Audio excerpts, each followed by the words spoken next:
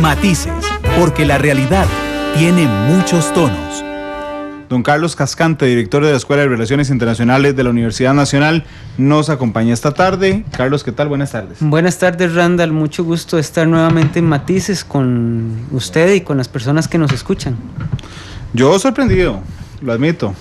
Yo creo que todo el mundo, a partir de las encuestas, a partir de todo el juego que hizo el gobierno colombiano y que hicieron las guerrillas, ¿verdad? Que se dieron como ganadores desde mucho antes de que se ganara el acto apoteósico de Cartagena. Creo que fue exagerado, se generó una expectativa sin que se trabajara la campaña, al parecer, ¿verdad? Porque cuando se pierde por 50,000 votos y hay un abstencionismo un poquito arriba del 60%, sí, la sensación que queda es como que no se trabajó bien la campaña. Sí, esa es la sensación que queda. Recordando además que ese abstencionismo cercano al 60%, que a nosotros nos parece altísimo de lo normal en Colombia. Un poquitito más bajo. Un poquitito, digamos que este fue un poco más alto el nivel de abstencionismo que en la última elección en primera ronda. Generalmente en Colombia ha venido bajando desde el 47 hasta lo que tuvimos ayer, un 37%, si no me equivoco, de abstencionismo. De participación. De participación, perdón. Y un 63% de abstencionismo, que es realmente alto cuando estábamos hablando de uno de los temas más relevantes e importantes de la historia política reciente de Colombia. Es explicable después de la derrota, pero un poco inexplicable antes de, más que por errores políticos de campaña. Sí, antes de analizar las causas de la decisión colombiana, Carlos, yo quisiera también echarme un poquito atrás y recordar que el plebiscito no era necesario. Es decir, el plebiscito fue una decisión del presidente de Colombia. Y al hacerlo una decisión, lo vincula a él jurídicamente. A él. A él. Al acuerdo no, pero a él sí. Él no tenía que llevarlo a las calles, no tenía que someterlo a votación. No, Randall. ¿Lo hizo para jalar gente? Randall, vamos a ver, yo sí creo que él ocupaba ese apoyo. Vamos a contextualizar la presidencia de Santos. Recuerde usted que Santos está en un segundo periodo. Sí. Que gana este segundo periodo en una elección en la cual él queda en segundo lugar. Él gana en un balotaje con la ayuda de la izquierda en Colombia y con todo el centro democrático, que es el partido uribista, en contra de él. Es decir, él no fue la primera opción de los colombianos. Es un presidente que había tenido mucho desgaste, evidentemente, en esos 4 años, y que ha tenido mucho desgaste en estos 2 años, no solo a raíz de la negociación con las FARC, sino también de la política económica y de los problemas fiscales que está experimentando Colombia. Es decir, él es una figura débil. Él propone un acuerdo de paz que, como lo vimos en un programa anterior, abarcaba al menos 2 elementos muy conflictivos. Una justicia transicional que permitía un enorme grado o un enorme espacio para que la gente que confesara los delitos más atroces saliera completamente en libertad. Y 2, establecía un acuerdo político que introducía a las FARC en el sistema político, pero con ciertas ventajas dentro de esa introducción al sistema. Por una parte, un estipendio económico dirigido a que se pudieran consolidar como partido, y por otra parte, escaños preestablecidos en el Senado y en el Congreso colombiano, sin importar sus resultados electorales. Esas eran concesiones muy fuertes y que tenían que pasar, algunas tenían que pasar por reforma constitucional en un parlamento en que él era más débil. Él ocupaba el referéndum para llevar el asunto al parlamento y decir: ustedes se están oponiendo a la voz del electorado, ustedes son los antidemócratas. Entonces yo creo que él, si él hubiera ejecutado por sus potestades en el gobierno, el resultado pudo haberse complicado ya al momento de de la elección.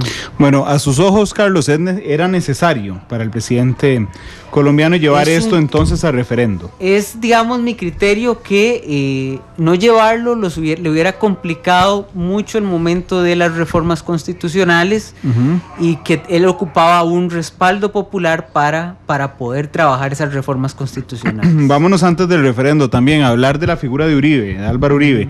Álvaro Uribe Vélez, presidente de 2 periodos de Colombia, ¿verdad? Su gran política respecto a las FARC fue una persecución absoluta de las FARC. De hecho, logró, entre otras cosas, liberar a Ingrid Betancourt, disminuir la cantidad de oficiales o de efectivos de las FARC a 6,000, lo llevó a su punto débil histórico, Álvaro Uribe, de la mano con Juan Manuel Santos, que era su ministro de Defensa. Ok, se va, termina el gobierno antes de terminar el gobierno de Uribe, se sale Santos, ¿verdad? Se separa absolutamente ideológicamente de Uribe, y entonces Uribe es el mayor representante de la derecha colombiana hoy. Al menos se separa en términos de política hacia las FARC, no tanto en términos de política económica. Ahora la gran división de ellos es el asunto FARC, y que Uribe ha aumentado radicalmente su oposición a las FARC, ¿verdad? Es una si era muy recalcitrante durante sus 2 gobiernos, lo ha sido aún peor desde su retiro de la presidencia de la República de Colombia. Uribe es un tipo sumamente hábil, una persona que conoce el sistema político colombiano, entiende que es un sistema donde no hay grandes mayorías, sino minorías con capacidad de veto, que es diferente a tener una gran mayoría. De hecho, es así que el Centro Democrático no ha podido llegar a la presidencia de Colombia y pierde el balotaje. Entonces él sabe que no tiene la capacidad de dominar el sistema, pero sí de ser un actor importante y de bloquear al sistema cuando algo que considera que debe bloquearse el sistema, que fue lo que hizo. O sea, su oposición en el referéndum estuvo dirigida precisamente al bloqueo sistemático de la solución que a él no le parecía, y con otra cosa adicional, con una enorme capacidad de arrastre popular de sus seguidores. Es decir, la gente de Uribe ayer fue a votar, y eso fue suficiente en esa abstención para decantar el no. Sí, de hecho establezcamos algunos hechos en lo particular de lo que nos relata Carlos Cascante esta tarde. El hecho 1 justamente es que el presidente Santos no necesitaba llevar esto a plebiscito, pero Carlos da la lectura de que era necesario para darle legitimidad al acuerdo. Una opinión personal. Sí. No, totalmente. Sin duda, pero muy válida, porque tiene que ver con darle legitimidad a Carlos, pero también lograr viabilidad política. Correcto. De los acuerdos, ¿verdad? Ese era uno. Segundo, que efectivamente surge, digamos, de una posición, este acuerdo gubernamental que tiene todo el poder mediático, todo el poder, no porque sea dueño de los medios de comunicación, sino todo el poder mediático porque todo venía hacia el sí. Es decir, toda la publicidad en Colombia, la mayoría de medios de comunicación, la mayoría de comunicadores decían sí, es momento de la paz. Y Uribe sale como una figura chiquitica, debilitado ciertamente después de perder el balotaje en las elecciones, y que como de la nada se hace enorme durante los últimos meses, pero particularmente durante las últimas 2 semanas. ¿Qué fue lo que pasó en las últimas 2 semanas que se le vino abajo este acuerdo al gobierno de Colombia? Creo que cantaron victoria antes de tiempo, muy claramente. El acto del 26. No solo el acto del 26, el discurso político fue, evidentemente tenía que ser muy positivo, etcétera, pero los votos se consiguen en la calle. No sé si tenían la organización eso ya habría que estar en el terreno, no sé si tendrían la organización política para llevar eso adelante. No, parece que no. Por otra parte, las FARC estuvieron muy activas, y eso pudo haber perjudicado, o tal vez brindarle armas al no, para señalar que era un acuerdo dirigido a favorecer a las FARC. Sí, no un acuerdo por la paz. No, un acuerdo por las FARC. Y ese es un gran problema. Es decir, porque las FARC tiene una muy mala imagen en Colombia, especialmente en las ciudades más fuertes de Colombia, más pobladas de Colombia. Y eso creo que afectó muchísimo la campaña del sí. El hecho de que las encuestas aparecieran tan a favor del sí, también pudo haber generado un efecto de no voy a votar porque de por sí va a ganar el sí. Va a ganar el sí. Yo quiero que gane el sí, pero no voy a votar porque el sí ya de por sí ganó por mucha diferencia. Entonces, creo que se conjuntan una serie de cosas y además, Randall, el contenido del documento es polémico. Es fundamentalmente polémico. Claro, lo que pasa es que por sí mismo no es un acuerdo. Está bien, podemos hablar de un acuerdo por la paz, pero él no hablaba de la paz a qué precio, la paz. Claro, Carlos, pero vamos a ver, es un acuerdo de 300 páginas. Correcto.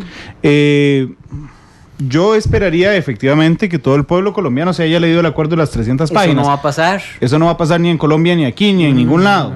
Es decir, que son los elementos simbólicos los que pensaron más en este plebiscito. Y quería preguntarte por uno en particular. El pueblo colombiano es particularmente reacio a Venezuela, a los gobernantes venezolanos. Correcto. Porque están a la par y viven el drama, digamos, del pueblo venezolano. El hecho de que los dos garantes de este acuerdo sean amplísimamente cuestionados en América Latina y particularmente en Colombia, y verlos en Cartagena vestido de blanco, a Maduro y a Raúl Castro, pudo haber volcado la elección. No creo que volcado, pero sí le daba muchos argumentos al no, ¿verdad? Cuba no era para nada imparcial, los acuerdos fueron en Cuba. Venezuela y el asunto de Venezuela afecta directamente a Colombia, y del otro lado fueron más visibles esos garantes que los garantes que podrían ser más potables, ¿verdad? El Vaticano perdió relevancia. ¿Sí? Si lo ves, estuvo el secretario de Estado, pero el secretario de Estado no tuvo la preponderancia que uno podría imaginar. Es decir, el baño de pueblo se lo dieron Raúl Castro y Nicolás Maduro el 26 de septiembre en Cartagena. Correcto, porque también la diplomacia vaticana no va a caer en esos baños de popularidad. Pero creo que ese elemento le daba argumentos a la contraparte. Y hay que, vislumbrando el acuerdo, pues evidentemente todo acuerdo de este tipo tiene que pasar por ciertos niveles de apertura y, para no llamarlo impunidad, a los que estuvieron metidos dentro del combate, porque si no, no hay acuerdo. Es algo que es difícil de entender y difícil de manejar, cuando mucha de la población colombiana no experimentaba en carne viva la guerra, ¿verdad? Porque el país es tan grande y la guerrilla estaba ubicada en ciertas partes. Entonces, lo que se decía es que el citadino de Medellín, que tal vez no ha sufrido tanto a la guerrilla, iba a resolver, porque hay más densidad de población, que por aquellos espacios donde con menos población la gente sí estaba deseando el sí, porque le ha tocado experimentar en carne viva el enfrentamiento. Claro, y sí pasó, porque finalmente Medellín, Bogotá, Antioquia. Bogotá votó a favor del sí. Medellín y Antioquia, que por cierto, en Antioquia se quejan los antioqueños que en Colombia no le ponen la suficiente atención y son un pueblo que decide elecciones. Ayer es correcto. Lo escuchaba, ¿verdad? Pero correcto. Antioquia y Medellín, dos ciudades muy desarrolladas a favor del no. Y no por poquito. No, por bastante. Porque, sí, los golearon. Porque una goleada espantosa. Porque en las costas y en Bogotá ganó el sí. Con la mala suerte de que son 60,000 votos, Randall. Es que imagínense lo que son 60,000 votos en una población de 34,000 votantes. 34 millones de votantes. O sea, es una cosita, sí. Es una cosita que uno dice, pero ¿qué faltó? Faltó estructura, un poquito más de estructura para ganar, más movilización. Es la parte, digamos, de las campañas o de los hechos electorales que también hay que ver, ¿verdad? ¿Cuánto pesa la estructura de movilización de votantes? Al parecer él no pudo mover más en la estructura que el sí. Pero es curioso porque no tiene estructura. O sea, es decir, el gobierno tenía los ministerios, los medios de comunicación, el discurso oficial. Sí. Las FARC tenían también toda la pelota que les da Telesur. Sí. Tenían un montón de cosas y Uribe no. Bueno, no descarte. No, el Centro Democrático. El Centro Democrático es el partido más grande de Colombia en este momento. Sí, Carlos. Pero no digamos, tan grande para ganar una elección, pero sí el más grande de los pequeños. Bueno, pero no tiene acceso a los medios que tenía el gobierno. O sea, tiene una estructura, pero es que la estructura del gobierno de Colombia es enorme. Claro, podríamos pensar que sí, pero igualmente, Randall. Es un tipo astuto, Uribe, sin duda. Un tipo que sabe argumentar muy bien, o sea, que pone las cosas en perspectiva. O sea, que argumenta, que supo argumentar y agarrar las debilidades del acuerdo, la mala imagen de la guerrilla y saber plantear las cosas de tal forma que la paz se veía muy cara al precio que se estaba vendiendo. Y así lo planteó. Sí. Timochenko. Ok, ahora sí, hablemos de las FARC. Timochenko vestido de blanco el 26 de septiembre con en un Cartagena. puro cubano, Caro. Sí, bueno, y iba a ser otra aseveración también, con un puro cubano caro, con un reloj caro. Totalmente. Con unos lentes caros. Totalmente. Que no hablan de una persona que ha estado encerrada en la montaña durante los últimos 40 años. Recordarás la entrevista que compartimos con don Vicente Torrijos, que él Sí. señalaba que los negociadores en La Habana estaban en una pura fiesta. Y los negociadores de la muchachos FARC metidos en el monte. Exactamente. Sí, bueno, Timochenko ahí se asusta cuando pasa el avión, pero de alguna forma el mensaje público de las FARC es ganamos. Después de 52 Sí, años totalmente. ganamos porque logramos lo que hace 52 años nos propusimos. Sí, correcto. Las FARC se presentaban como las ganadoras del acuerdo, lo que, evidentemente, las FARC es una narcoguerrilla. O sea, lo que dijo Uribe no es mentira. Las FARC son una narcoguerrilla, han secuestrado, han cometido delitos, igual que los paramilitares y los militares. Eso hay que establecerlo con claridad. Pero las FARC se veían como los que no iban a ser juzgados, como los que iban a salir con un partido político consolidado y además con un estipendio del Estado. Era favorable, era bastante favorable. No, era súper favorable. Dicen en Twitter, Andrés Ramírez, esas clases de política internacional de don Carlos Cascante siempre son imperdibles. Saludos desde Cartago. Muchas el gracias. Poás dice, hasta el presidente de Costa Rica con el bloque del ALBA haciendo el plantón al presidente Temer pudo ser objeto de susto.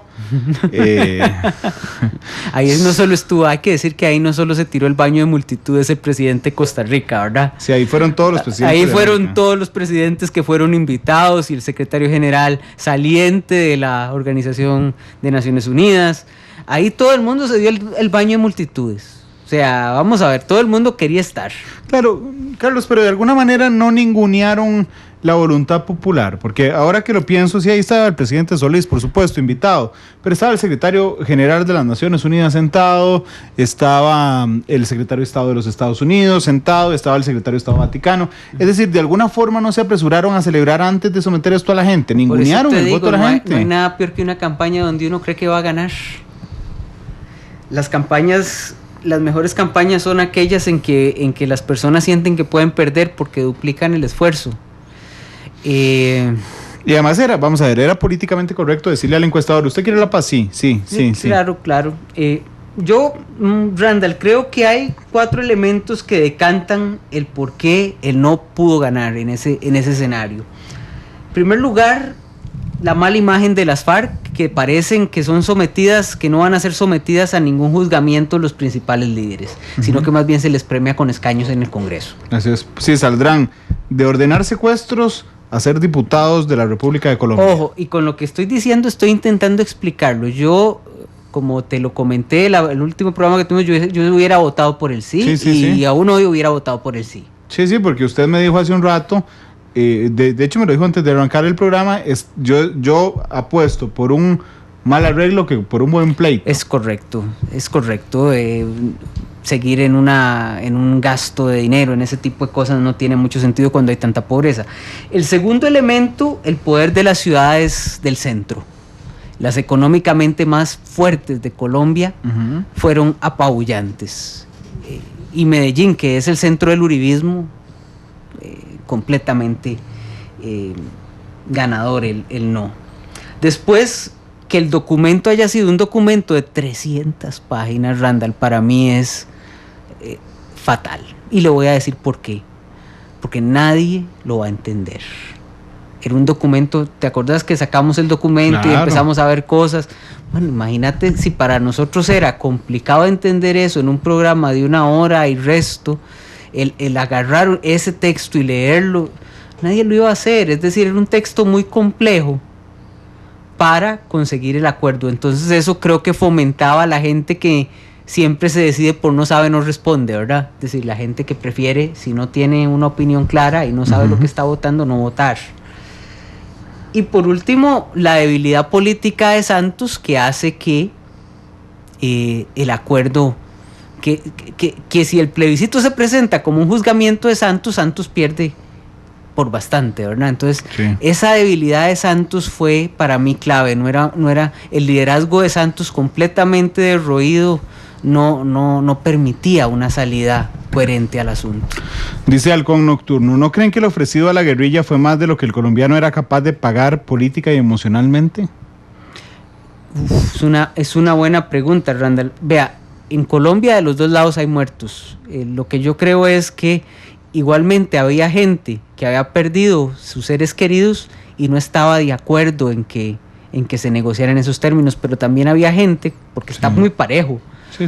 Al final está muy parejo, que habiendo perdido sus seres queridos, lo que no quería era seguir perdiendo seres queridos. Sí, de hecho las comunidades que votaron por el sí son las más afectadas por la guerra. Totalmente. O sea, se vuelve hasta injusto que la gente que menos ha sufrido el enfrentamiento directamente sea la que defina la votación. Podemos verlo también desde ese ángulo.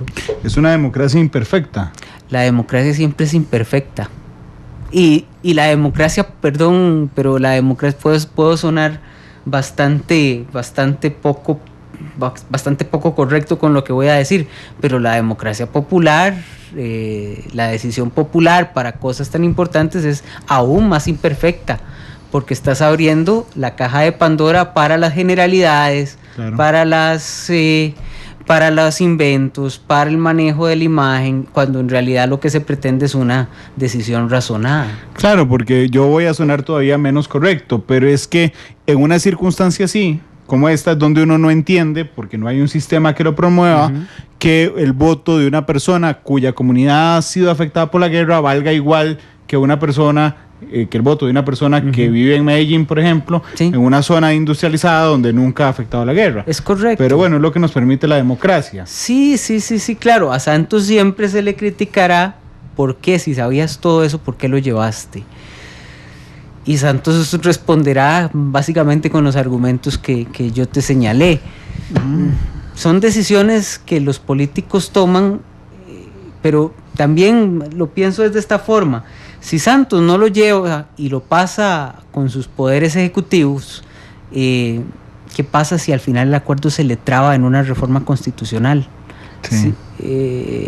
¿Cuál sería peor escenario?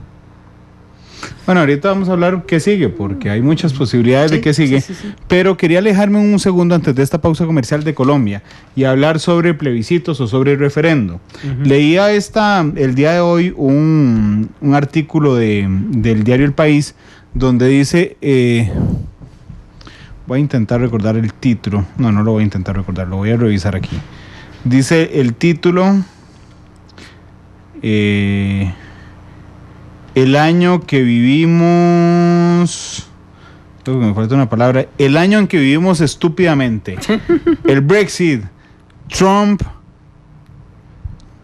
referendo colombiano. Ok.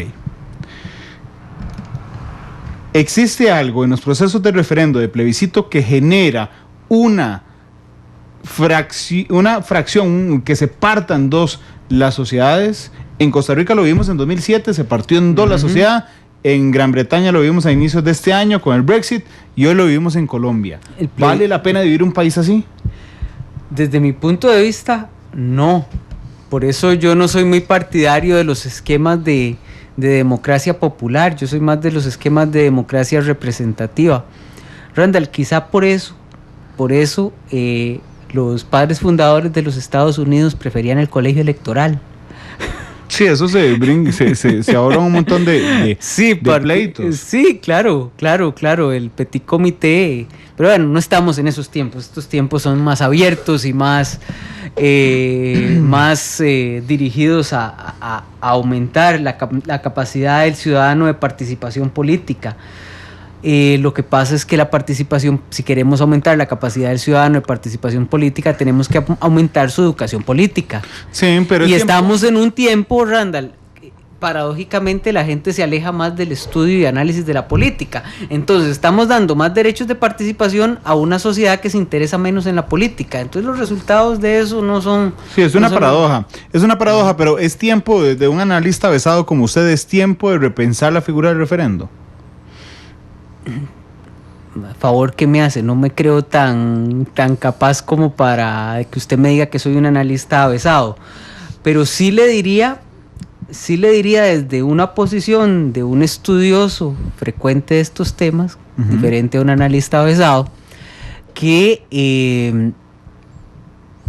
el referéndum está ahí, el plebiscito está ahí, cumple una función de legitimación del sistema. Recuerde usted que la crítica al sistema democrático participativo es que no permitía un voto real de las personas. Entonces estos mecanismos pretenden paliar esa crítica al sistema. Son mecanismos muy imperfectos que fomentan la división, el miedo, y que yo creo que hay que usarlos con mucho cuidado, y cuando digo mucho cuidado es casi nunca. Dice Francisco Fonseca, qué excelente programa, un saludo a Francisco, que un cantante espectacular que nos ayudó en la gala de Navidad del año pasado. Adolfo dice, perdón y olvido, debieron aprender de Sudáfrica y Mandela. Francisco López, creo que ya lo habíamos leído, él no dijo ni perdón ni olvido. Ahora bien, Carlos, ¿quién es el gran ganador de lo que pasó ayer en Colombia? Uribe se presentó ayer como el líder que Colombia necesita. Claro, pero no puede volver a ser presidente. Están hablando de reforma constitucional. ¿No será Pacho Santos? Pacho Santos era el vicepresidente de Uribe. Sí, Francisco Santos, primo hermano de Juan Manuel Santos. No, pero Uribe es... Ayer las declaraciones de Uribe son de la persona que puede solucionar este problema. Eran de composición, eran de tranquilidad, de paz, de un montón de cosas. Creo que Uribe ayer manejó muy bien el escenario, dejó de hablar de la narcoguerrilla, habló de que todo el mundo quiere la paz, incluso la guerrilla quiere la paz, pero que hay que entrar a ver un proceso de paz. Santos, si quiere seguir adelante en el proceso, tendrá que hablar con Uribe o con sus... ¿Ya lo llamó? Sí, o con los enviados de Uribe, ¿verdad? Porque Uribe puede ser que no se digne a ir. Que no se digne a ir a reunirse con el presidente. Es correcto. No estamos muy largo, pero... Sí. Ahorita vamos a hablar de eso. Pero bueno, el gran ganador es Uribe. Desde mi punto de vista, ¿verdad? No es el Centro Democrático, es Uribe. Es que es diferente. Sí, claro, el Centro Democrático, pero el Centro Democrático es un partido hecho para Uribe, y que vamos a ver si puede vivir sin Uribe cuando Uribe desaparezca. O sea, todos los candidatos que ha puesto el Centro Democrático es gente cercana y ligada a Uribe. Ahí no pasa nada si Uribe no dice que pase. Ayer no entrevistan al candidato perdedor de las elecciones pasadas, entrevistan a Uribe. Sí,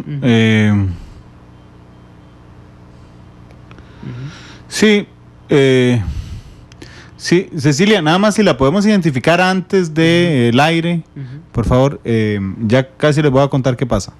Ahorita les voy a contar qué pasa. Sí, y el gran perdedor... Santos, porque Santos es el gran impulsor del acuerdo, es el que invirtió todo su capital político en el acuerdo.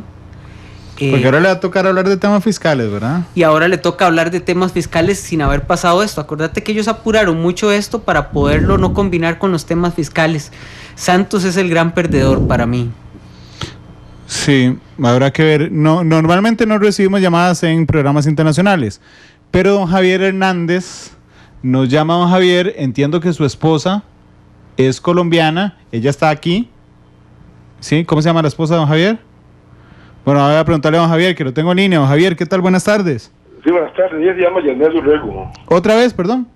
Janet Urrego.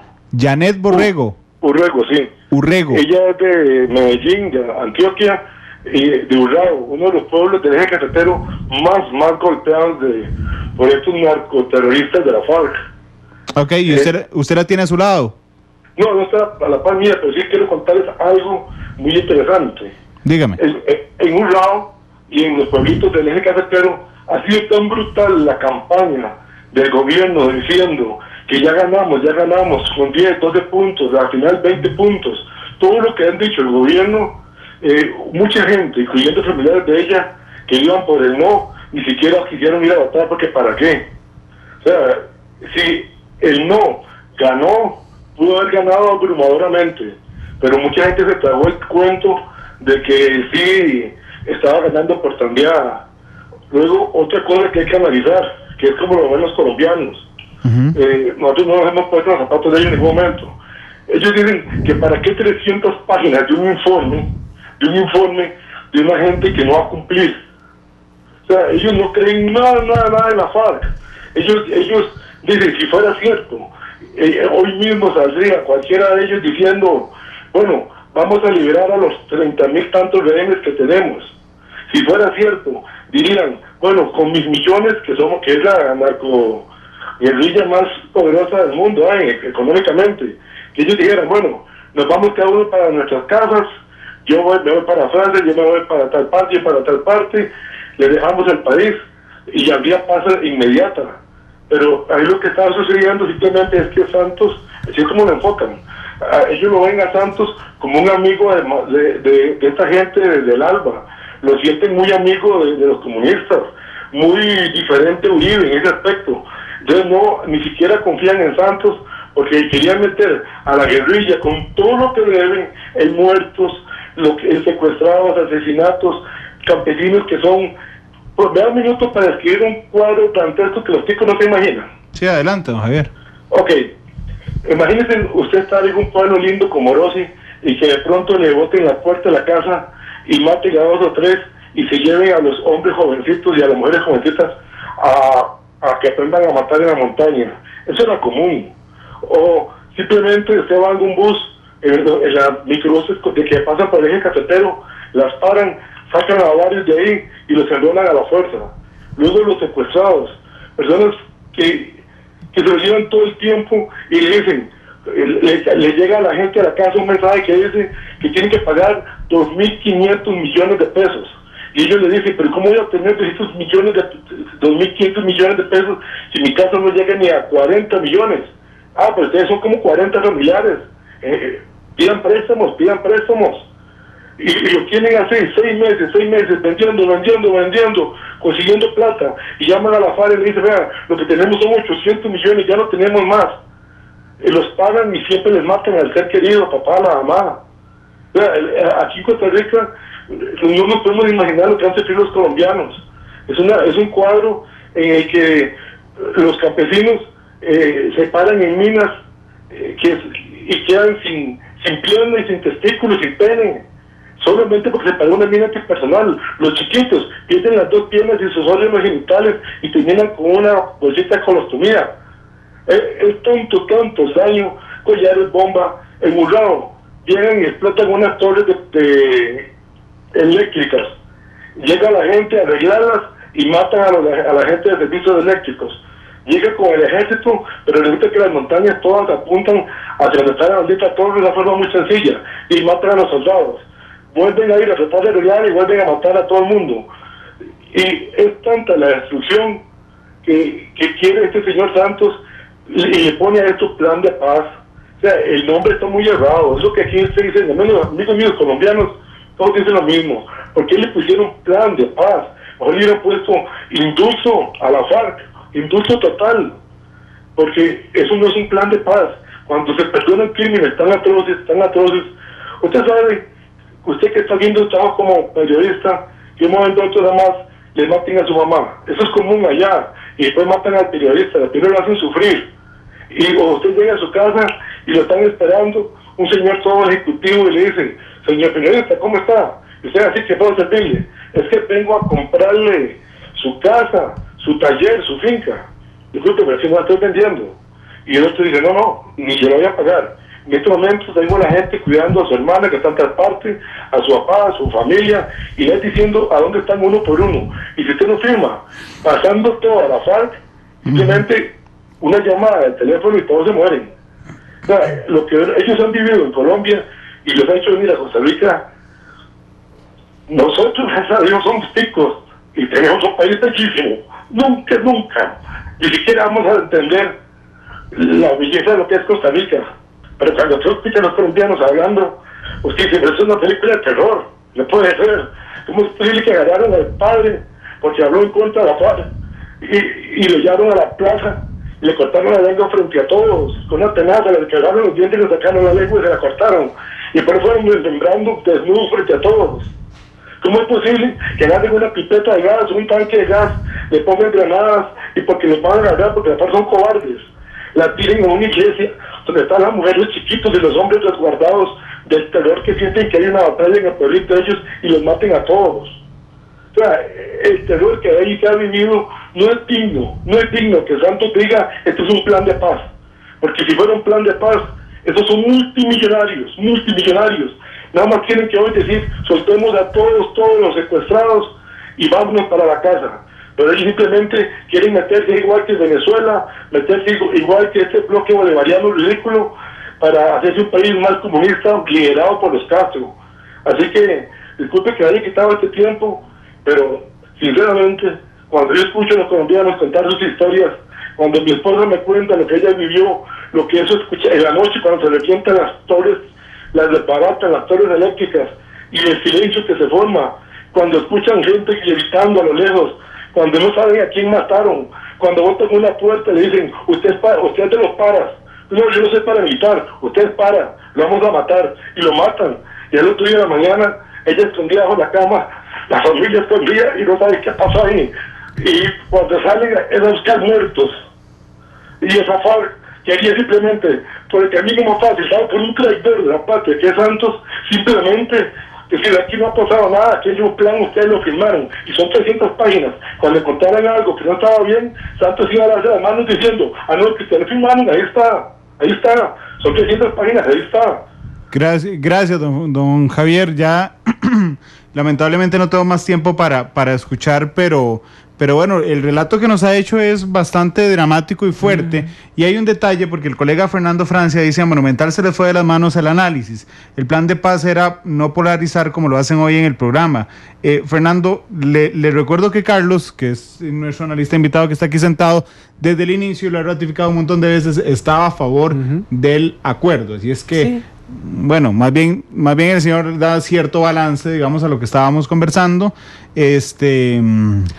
Tal vez decirle a don Fernando, cuando uno ve un acuerdo o cuando uno analiza esta situación, tiene que trabajar a dos niveles. Tiene que trabajar a partir de por qué gana el no, porque hay que explicarlo. O sea, es un fenómeno que hay que explicarlo, más allá de que uno esté de acuerdo o no con la decisión del pueblo colombiano, que fue a las urnas y por 60,000 votos, un país muy dividido, votó que no. Es decir, es un tema que no puede no ser polarizado, porque por sí mismo, cuando usted tiene una elección entre sí y no, eso genera polarización, son juegos de suma cero, y quizás ese es otro de los defectos del referéndum, que se magnifica lo malo, se reduce lo bueno, en fin, no es muy difícil mantener esa situación.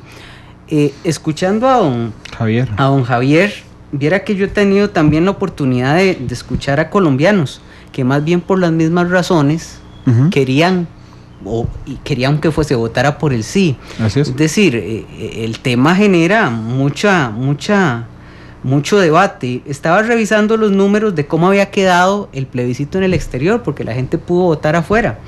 En el exterior ganó el sí 54% contra 45%. Pero igual está muy polarizado. Y hubo más abstencionismo todavía, porque de 600,000 personas que podían votar, solo votaron 83,000. Sí. Es un tema que usted no puede dejar de polarizar. sea, estamos explicando por qué gana el no. Yo en lo particular hubiera votado sí. No soy colombiano ni he vivido lo que han vivido los colombianos. También es un atrevimiento mío decir cómo hubiera votado. Sí, pero bueno, es que además, Carlos, este es un tema que ha tenido un grandísimo eco en la comunidad internacional. Totalmente. Porque dice Nuria Badilla, en todos los demás donde ha habido guerra se perdonaron atrocidades peores.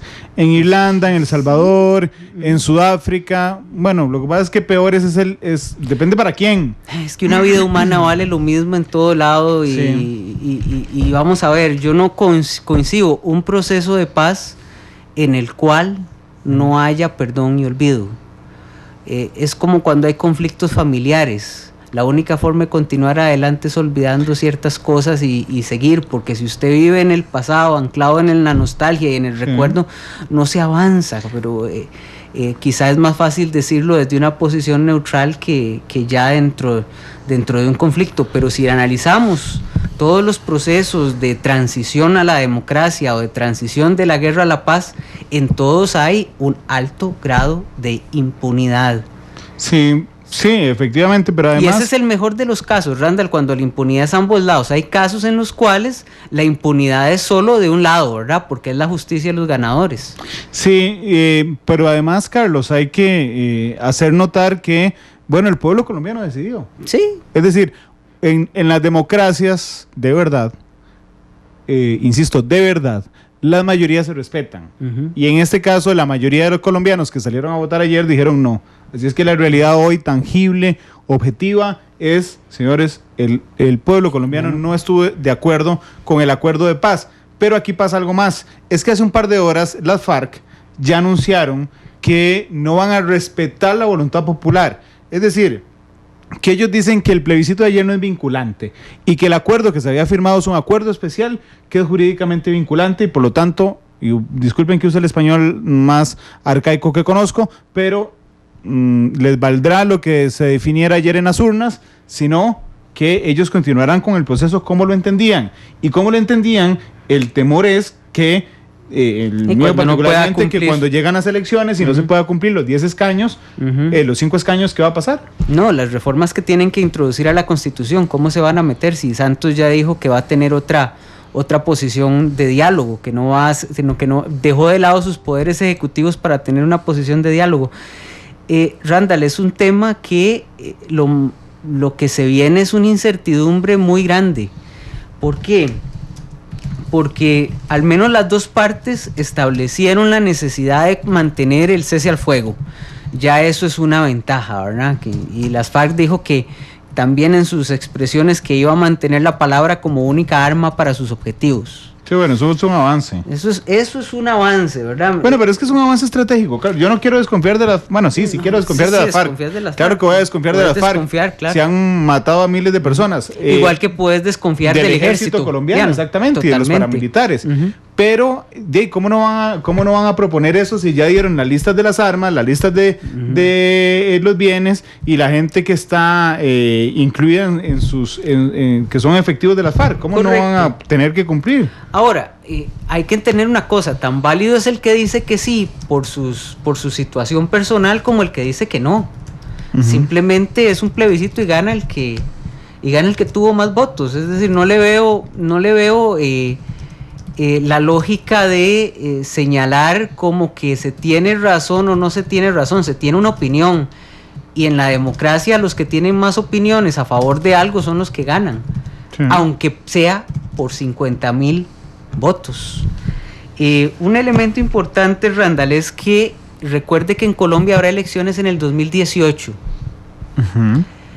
Yo no creo que otro gobierno o que en otra circunstancia la guerrilla pueda negociar un acuerdo tan ventajoso para ellos como este. Lo que nuevamente es una paradoja. Yo acepto que el acuerdo es ventajoso para la guerrilla, aún así lo hubiera votado que sí. Así es, eso justamente ese apunte iba a hacer. Porque Carlos dice, el acuerdo es ventajoso para las FARC. Totalmente.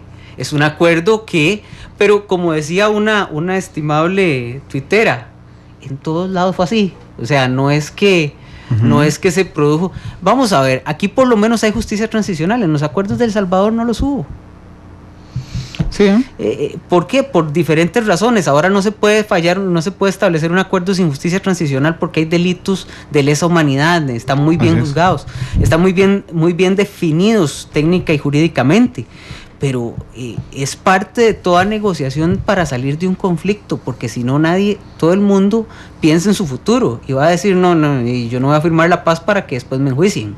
Eso es una actitud normal de un ser humano. ¿Qué va a pasar ahora? Uy, vamos a ver. 4 elementos que tal vez haya que tomar en cuenta. La negociación con el no, vamos a ver cómo se plantea en los próximos días. ¿Qué va a exigir el no? Porque el no tiene que llegar con una propuesta de reforma a lo que ya se acordó.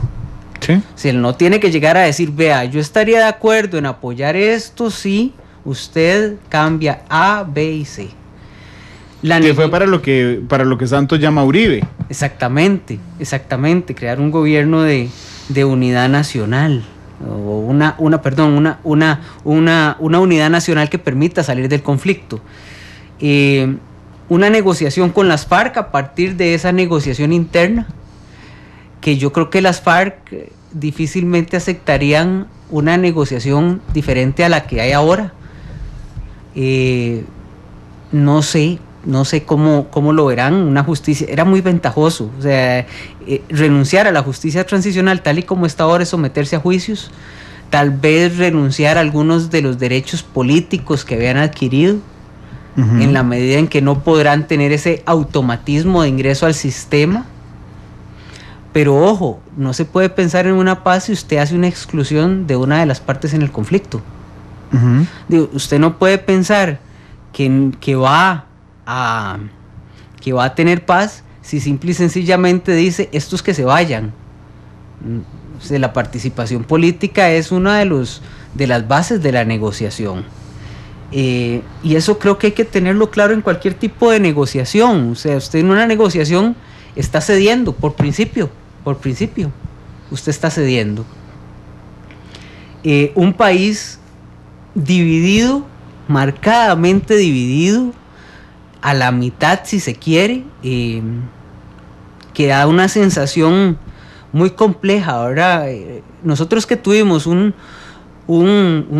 referéndum por algo tal vez importante para la vida del país, pero con sus consecuencias no fueron tan fuertes, y quedamos en un país dividido, con rupturas en nuestro tejido social.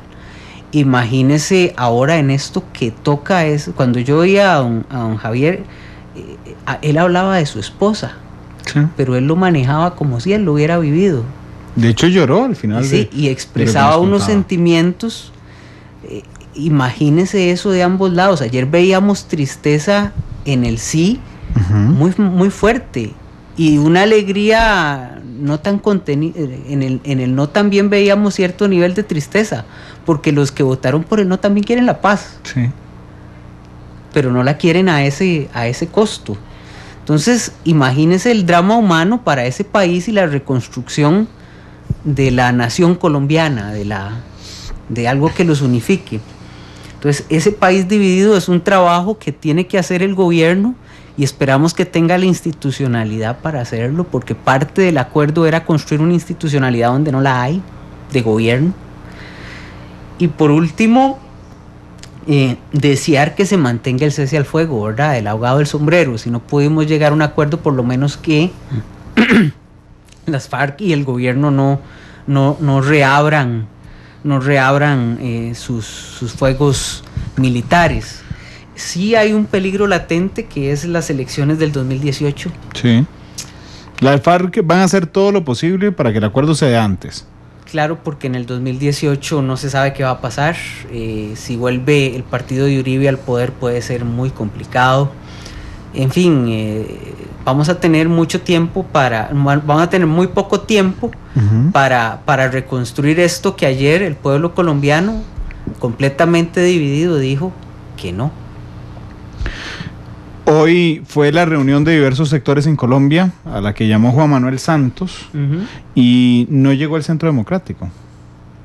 Estaba leyendo hace un instante en El Tiempo, que es el principal diario colombiano, que hoy se conoció que el uribismo no asistió al encuentro convocado por el presidente Juan Manuel Santos para buscar un diálogo nacional por considerar que no es el momento adecuado.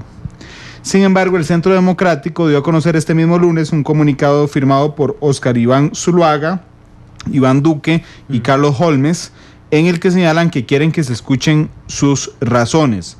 Con el fin de identificar los pasos adecuados hacia dicho pacto nacional, queremos expresar nuestra voluntad de reunirnos con los delegados que el gobierno nacional designe.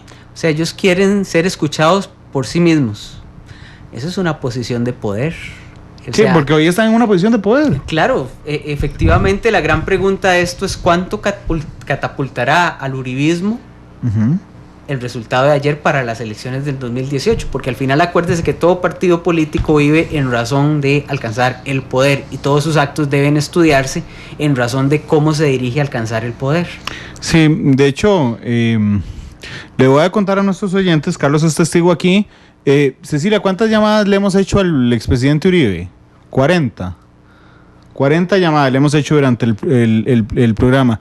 Seguramente hoy era más fácil localizar a Juan Manuel Santos que a Álvaro Uribe, en el sentido de que si hay una figura hoy importante, ayer los medios colombianos no podían hablar con Uribe, no, hablaban con Francisco Santos, porque Uribe es... Hasta que a Uribe le dio la gana hablar. Así es. Y después de Santos. Después de Santos. O sea... como el ganador de las elecciones. Estratégicamente él se esperó a que Santos hablara, no mencionó ni una palabra y habló después, como el gran motor de la unidad nacional.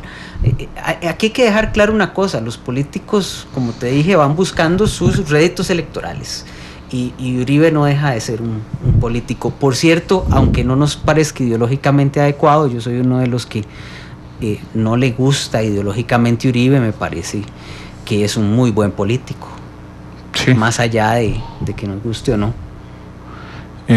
Dice, volvió a caer la llamada otra vez, digamos, en el teléfono de Uribe, pero no contesta y nos da el correo de voz. Bueno, lástima, queríamos tener también al expresidente Uribe con nosotros el día de hoy para que hablara, porque sin duda alguna es el gran ganador ayer del proceso en Colombia. Pregunta Tatiana Blandón, ¿quién es el Mandela en Colombia? ¿Quién podría liderar hoy un proceso de unidad colombiano? Figuras como Nelson Mandela se dan una vez cada mucho tiempo, con esa capacidad no solo simbólica, que evidentemente Santos no la tiene, pero también con habilidad política. Es que Mandela no es solo el señor bueno que todos queremos y respetamos por sus grandes discursos. Mandela era un hábil manejador de los hilos de la política y eso fue lo que empleó, aunque a veces en la figura, digamos, simbólica se nos va el político. Sí. Entonces, y queda el mito.